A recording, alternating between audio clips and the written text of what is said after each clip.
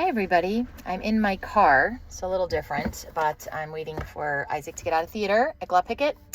So I thought I would just do my video here with you guys. So we are on we're going to be reading pages 192 to 197 in the landmark history of the American people. So we're going to start with part 6 here. So there's a picture on the left of Apollo 4 lifting off from Kennedy Space Center in Florida on November 9, 1967. It was 10 years before I was born. I was born in 1977. It's the first test flight of the Apollo Saturn V space vehicle. Only a year and 8 months later, Apollo 11 will use this system to successfully carry the first men to the moon and back. Super cool. So until the Civil War, the United States had seemed a world of its own. It had been easy for Americans to imagine that they really did not need the rest of the world. The continent was so large. It offered so many different climates. You could find almost every crop or animal, almost every mineral, somewhere within the nation and its territories. When the first settlers called the American continent a new world, they were speaking the sober truth. Then, after the Civil War, more and more Americans discovered that America needed the world. The nation still wanted to import people by the millions, and it needed the outside world for many new reasons. American farmers, factory workers, and business people depended for their success on faraway customers and on the ability of Americans to deliver their goods overseas. American consumers began to rely on silk from Italy and China, rubber from the Congo and Sumatra, coffee from Brazil, tin from Malaya, gold from Zimbabwe, and on 1,000 other items from across the oceans. The United States became the world's center of expertise for trying new ways of making and doing. And people everywhere expected to learn from America. Americans began to feel it was their duty to help make the new world into the whole earth into a new world. But could the United States preach democracy and help other nations become democratic without trying to choose other people's governments for them? Could Americans take their place in the world competition for customers and for raw materials without making remote peoples into new kinds of colonies? Could the most powerful nation on earth resist the temptation to run the affairs of people everywhere? Could the nation do its duty in the battles of the old world and yet stay free of the old world curse of endless wars? Could the nation become the most modern, most intricately organized people on earth and yet preserve self-government and the spirit of adventure?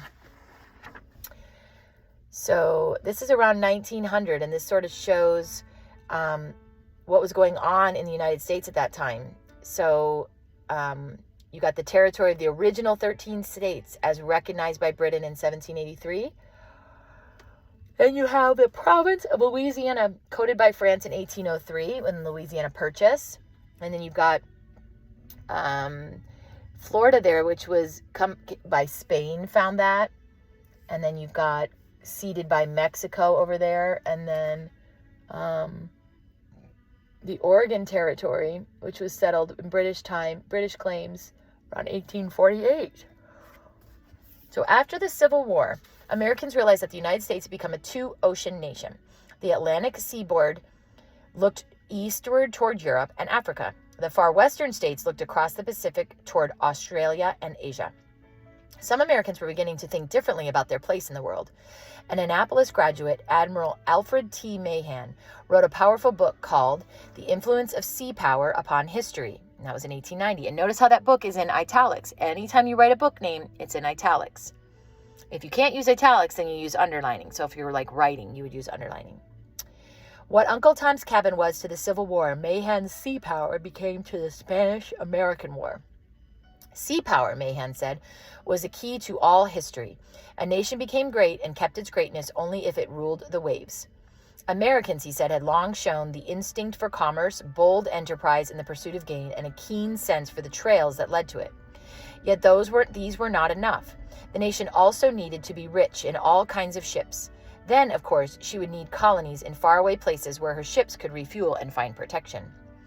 A few years after Mahan began preaching about sea power, he found one of his strongest allies in Theodore Roosevelt. President McKinley appointed Roosevelt as Assistant Secretary of the Navy in 1897. Even before he finished at Harvard, Teddy began writing a book called The Naval War of 1812.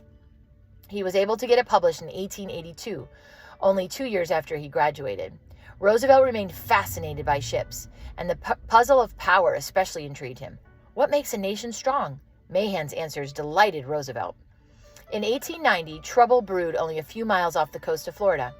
The island of Cuba had been a colony of Spain since Columbus first sighted it in the 1490s. But by the 1800s, the Cubans came to the conclusion that Spain was oppressing them. And so, Cuban rebels declared Cuba's independence from Spain in February 1895. The Spanish government sent out troops and put the island under a ruthless general, Valeriano Butcher Weyler. On February 10, 1896, General Weyler ordered that all the inhabitants of the country who were still outside the towns should concentrate themselves in the towns. His troops would shoot anyone outside of a town. This made Cuban towns into concentration camps. The whole island became a prison. The Spaniards herded men, women, and children together. They tortured some while they let others die of disease and starvation. Some of those who died were United States citizens. American newspapers splashed the stories of Butcher Weyler's atrocities on their front pages. These went out in the 6 editions of the paper that went out each day to the cities, and at least in the once-a-day editions that went out by RFD to remote farms. RFD. Let me see what that means.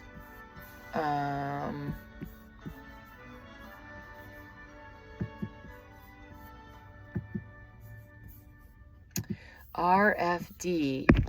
Hold on a sec. I'm going to move my video so I can pull that up. I don't know what RFD means. Free government delivery of mail in outlying country areas.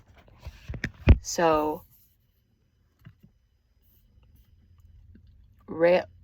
rural free delivery. Okay, so I did not know that, or I don't remember that. So they get out the RFD to remote farms.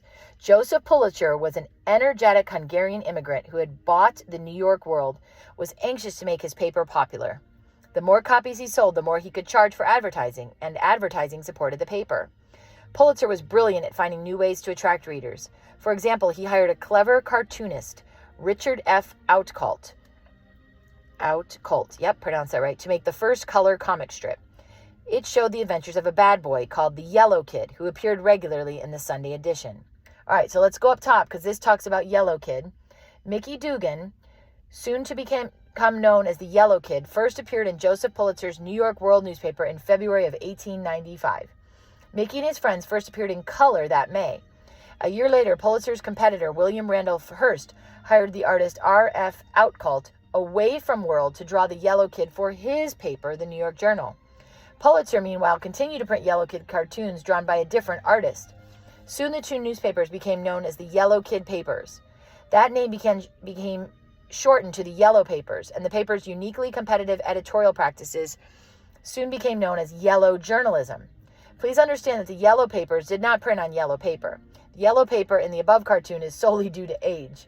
The original paper was white, the way modern newspapers' paper is white. So back down in our paragraph, that's what it says, is that Outcault's cartoons were so successful that Pulitzer's leading competitor, the go-getting William Randolph Hearst, hired the same cartoonist to do another Yellow Kid series for the Sunday edition of his paper. So both newspapers were using the same guy. While on Sunday, both papers used the Yellow Kid to attract readers, every day they competed by printing shocking stories. They were more interested in whether the stories were shocking than in whether they were true. Because they featured the Yellow Kid, people began to call these newspapers and others like them the Yellow Press, and they referred to their wild stories as yellow journalism. And so here we've got a little bio on Pulitzer and a little bio on Hearst, and I'm not going to read those right there because I'm going to do a little video for you guys on those guys, because those guys are really big. If you've ever seen the show Newsies, you've seen some stuff with the two of them. And that is the end of that section. So I'm going to put some videos up for you. I want to see if there's any questions I wanted to go over. Let's see. Oh, it defined that for it. It said rural free delivery. Yeah, and Annapolis was the capital of Maryland and home to the U.S. Naval Academy. Yeah, it's interesting. They mentioned the movie Citizen Kane from 1941, and I have seen that movie. That is about William Randolph Hearst. So here's the question that I would like you to answer for me in a private comment. What is meant by referring to the U.S. as a two-ocean nation? Okay, we talked about that early on. So that's the question that I would like you to answer. And if you don't remember, it was pretty early on in my video, maybe 2 or 3 minutes in, you could go back. Why did they call them a two-ocean nation?